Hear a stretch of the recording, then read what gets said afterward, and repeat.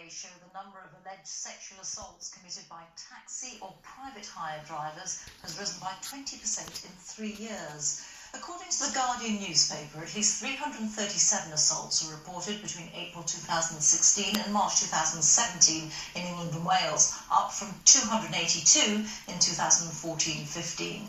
The figures were obtained from 23 of 43 police forces. A number of incidents were recorded where the victim was a child under 16.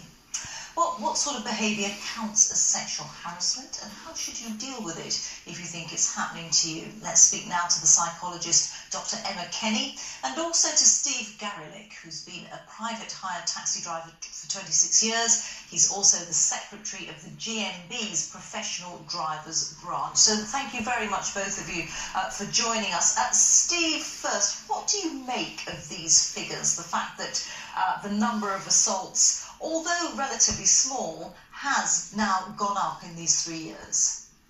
Well, small or not, it's lamentable that there are assaults of any type going on in private hire or taxis throughout the United Kingdom.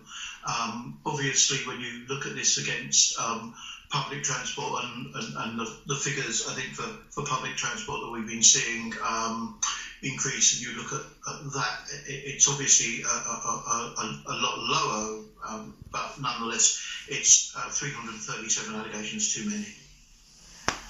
And what do you put it down to?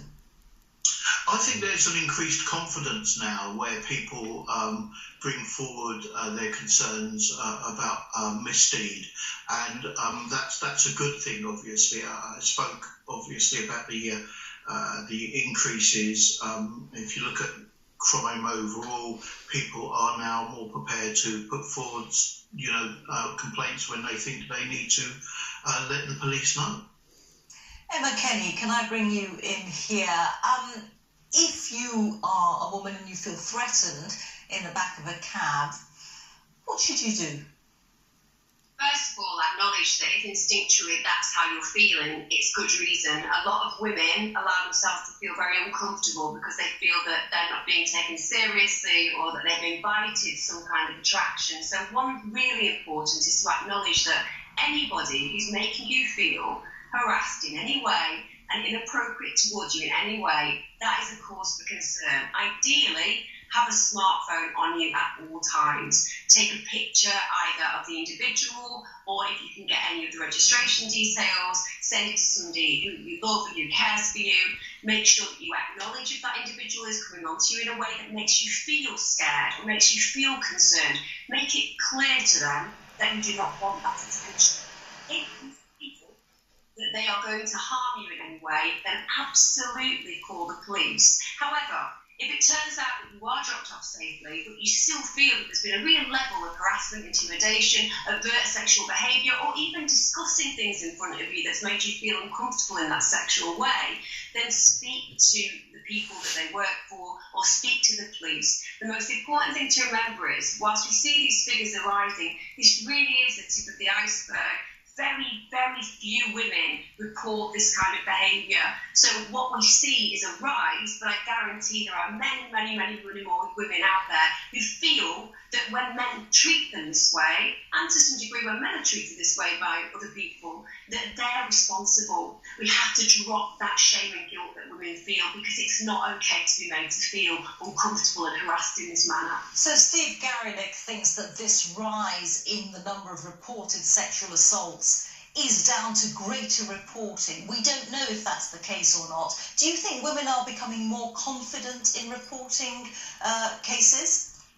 I really hope that women are becoming more confident in reporting cases. Unfortunately, we know that the figures are dreadful when it comes to the amount of women who do. 80% of women don't report this kind of crime. Those who do tend to not get the best response from the police, for example, and this leads to a lack of confidence in women per se. There's a lot of victim blaming. You see that constantly in the press, where women feel that whenever they dress a certain way or maybe put themselves in a vulnerable position and got drunk, for example, that somehow they've invited it. So I would hope that with all of the press campaigns that have been of late, the Me Too campaign, the recognising that it's not acceptable for anybody to make you feel that way, that women's confidence is is growing.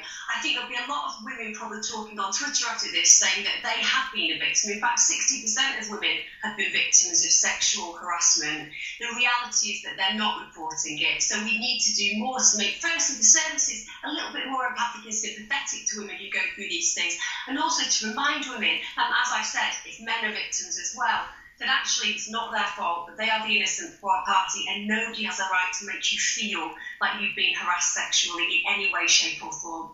And Steve Garelick, just to bring you back in here, presumably regulation is the key to making women feel safe and to making sure that there aren't perpetrators who are driving cabs.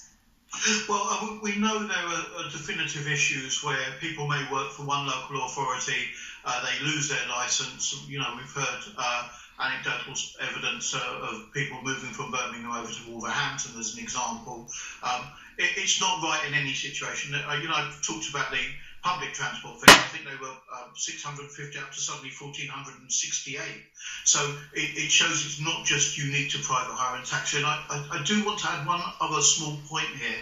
I don't want to get away from these figures, but I also want to bring out the fact that on a regular daily basis, private hire and taxi drivers are assaulted verbally and physically throughout the United Kingdom. It's very rare those figures are ever reported or taken by the police as well. OK, we have to leave it there. Steve Garelick, Emma Kenny, thank you both very much indeed.